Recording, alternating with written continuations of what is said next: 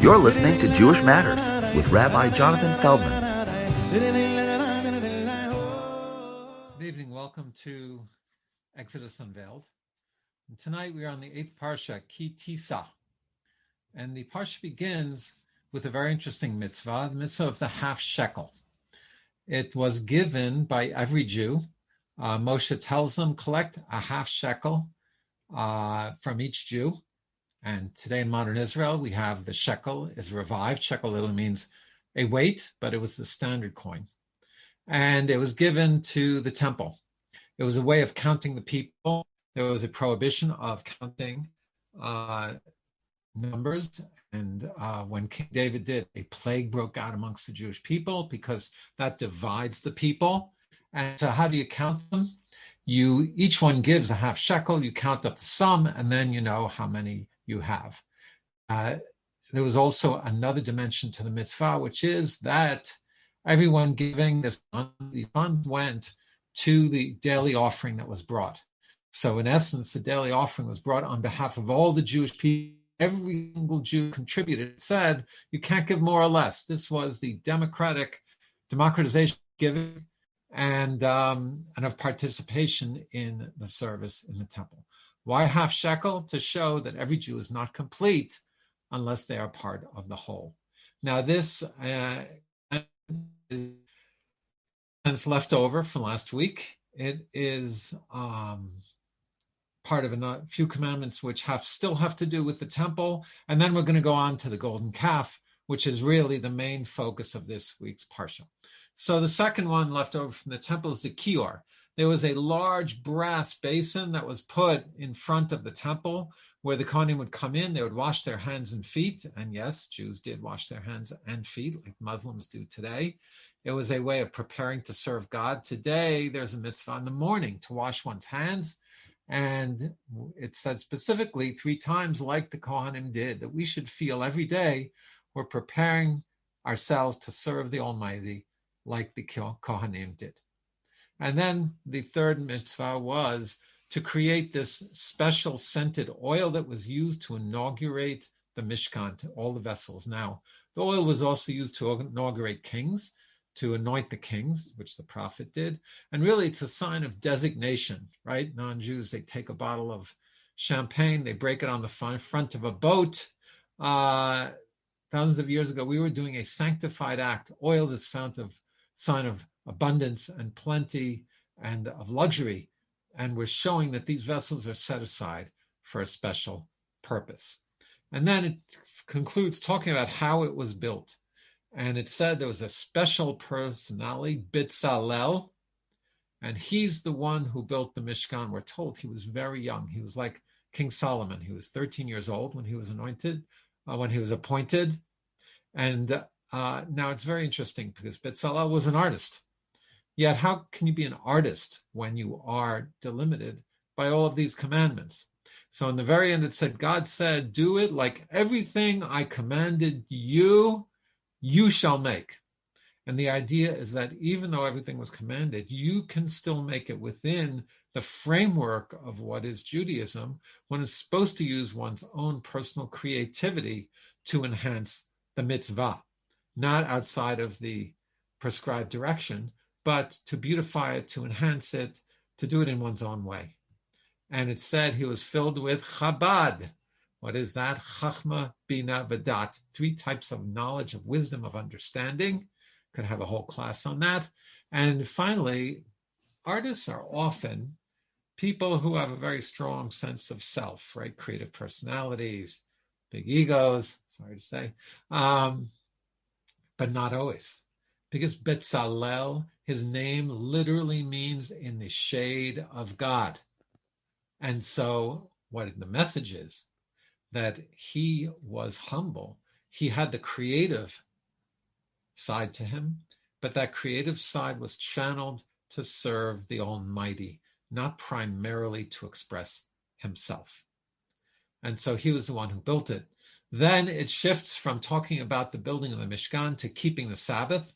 And we're going to see several times these two are juxtaposed to tell us the message that the creative activities not done on the Shabbat are the ones that were specifically done in the temple, in the Mishkan, in building the sanctuary. And it says, now we're going to go to shift back to Mount Sinai. And it said, God finished speaking and gave Moshe the tablets at the end of 40 days. Now, there are three parshiot, three sections which speak about Mount Sinai. 4 weeks ago,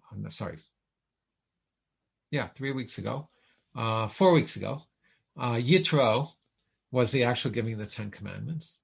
Then the next week in Mishpatim, we had the events before and after the giving of the tablets, Moshe going up and down 6 days, afterwards the 40 days. And now this week we have the sin of the golden calf. Now, so it says Moshe went up for the first 40 days, and the people saw that Moshe had delayed. What exactly that means, Rashi said they thought he was going to come not after the end of the 40th day, but 40 days within. If he goes up at noon, he'll come back at noon. So one afternoon he wasn't around, and they freaked out.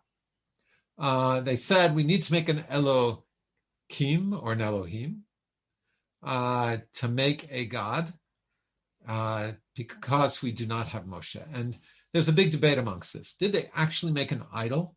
Or were they making a representation of one of the dimensions of the aspect of God? Ezekiel's chariot had the bull on it, on one of the sides. So maybe they're representing an aspect of the divine, but they didn't have a human leader. They needed something to concretize their relationship to God. And Aaron told them to gather the gold. Why did he participate? So this is a very big question, and we're going to see Moshe gets angry at him. One way to understand is Aaron was a man of the people, and he worked with the people. Moshe was a much stronger, was Midat Hadin. He was directing, disciplining the people. Moshe was the love, was the discipline. Aaron was the love. But the downside is he couldn't stand up to them. Or perhaps, according to Rashi, he was trying to delay them till Moshe would come down. Or, we're going to see later, he didn't realize that a calf would be made. But in any case, he tells them to gather their gold. The calf is made. They brought offerings. He said, tomorrow is a holiday, meaning a chag, a holiday for God. But the next day it said the people ate and drank and mitzachek, which implies immorality. And so it degenerated. Hashem tells Moshe, go down because your people have rebelled and they are stiff-necked people. And he said, Moshe, pull away and I'm going to destroy them. That's the end of them. And I will make you a great nation. Uses the same words he made to Abraham. So really it means we're going to start this enterprise over like we did with Abraham. You're going to be the next Abraham. And now Moshe mobilizes. He doesn't accept this. He says to God several things. First, he says, God, why be angry? Which we'll have to see. He invokes God's mercy later. Then he says, what are the Egyptians going to say? That God took this people out to kill them in the desert, right? God is fickle like one of those gods up on the pantheon. And he said, also, remember the promise to the forefathers that you swore to that their descendants would be forever. Now, this argument I don't really understand because Moshe's descendants would be theirs as well, but not the 12 tribes of Jacob. So it says Hashem reconsidered that which he had done. And now we have a little aside about the tablets. It said the tablets that Moshe was given were made by God. They were written on both sides. And the Talmud said that was a miracle that they read it back right to left, the correct way on both sides. Of course, it should be backwards on one side. It says it was the work of God. God made them. And even the writing was the writing of God. Charut al haluchot, famous rabbinic teaching. Cherut, that through freedom will come through the 10 Commandments. But back to our disaster. Joshua hears the sound of evil in the camp, the sound of war. And Moshe started to come down. He saw the egel. He saw the people frolicking. He got angry. He threw the luchot from his hands and broke them under the mountain. Then he did a shocking thing. He ground up this egel, this calf, and he put it in water and had them drink it. Yuck. In a sense, what we would say is that, and Rabbi Monk says this, these are my words, he put it, he kind of stuffed it back down their throats, right? You want this? You're going to get it right in the face. So Aaron tries to plead, the people are inclined to evil. When Moshe asked Aaron, what did the people do to you that you brought this upon them? And it's very interesting language. Did the people do it to him? Did he bring it on them? Kind of a little of both. So he said, I threw it into the fire and an egel came out, meaning this was some supernatural event. Aaron did not realize that a calf would come out. Maybe he wanted to, like the sanctuary, they'd given their gold. Rashi says that it was Egyptian sorcerers that channeled this egel. Now, were those sorcerers back in Egypt, or were they part of the Erev Rav? Now, there were other Egyptians who left with the Jews. They somewhat converted, but many of the commenters point to a lot of the difficulties the Jewish people had in the desert were this Erev Rav, this mixed multitude. And through that, they say, well, the Jews didn't really do idolatry. The Chazon Ish, famous 20th century, great 20th century rabbi, says, no, you can't try and explain it away, an aspect of God. You can't make excuses. The Jewish people messed up.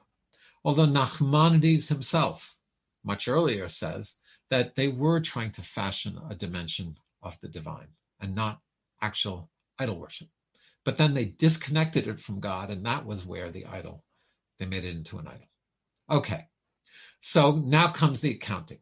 Moshe calls out, he says, who is with God? Come to me.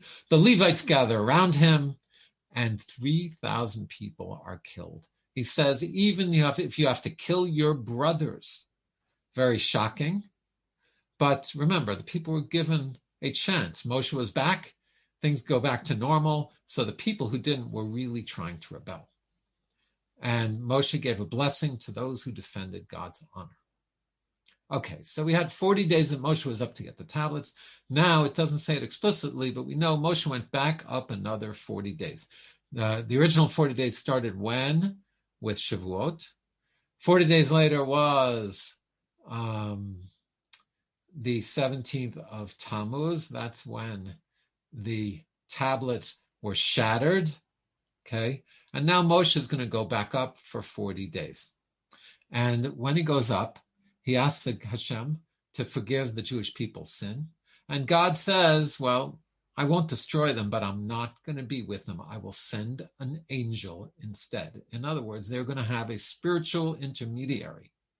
And a plague did break out. God punished them. But he said, if I would be directly amongst you, you'd be destroyed. So you'll have to do with this angel.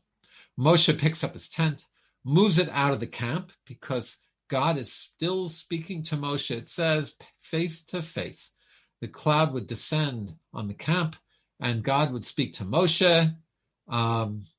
And like a person would speak to a friend. And then he would go teach the Jewish people. It said Joshua did not move out of the camp.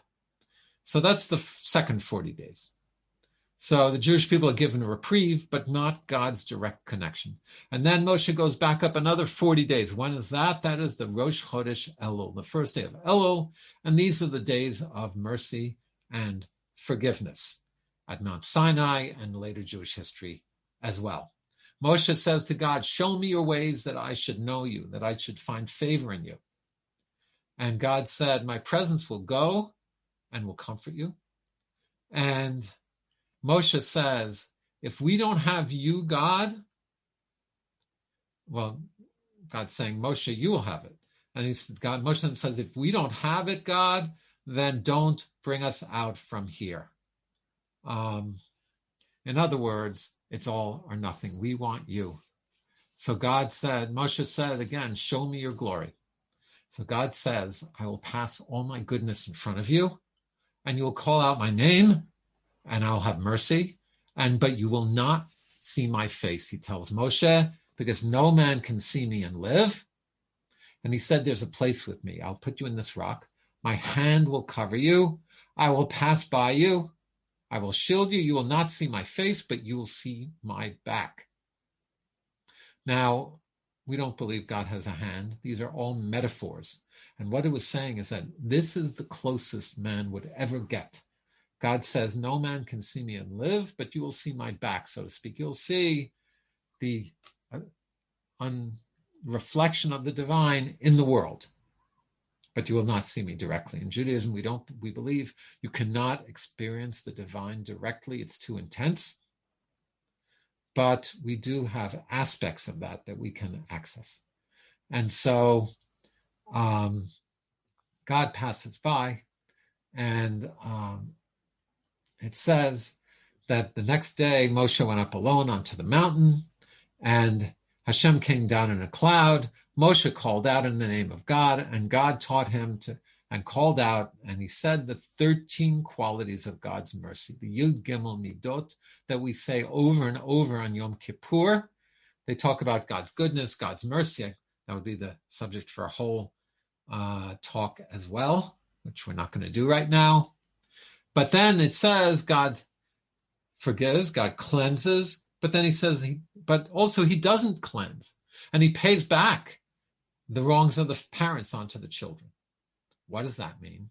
It means if we don't do tshuva, we have to do our piece as well. God just won't forgive without us being contrite. And the commentators say, we don't believe God punishes children for the wrongs of their parents. What it means is, if 3 to 4 generations of children continue in the same way, then they will get their punishment, and also even more because they carried on what their parents had done and should have known better. So then it says that Moshe bowed and asked God to be amongst them, and God forgave them and was reinstated.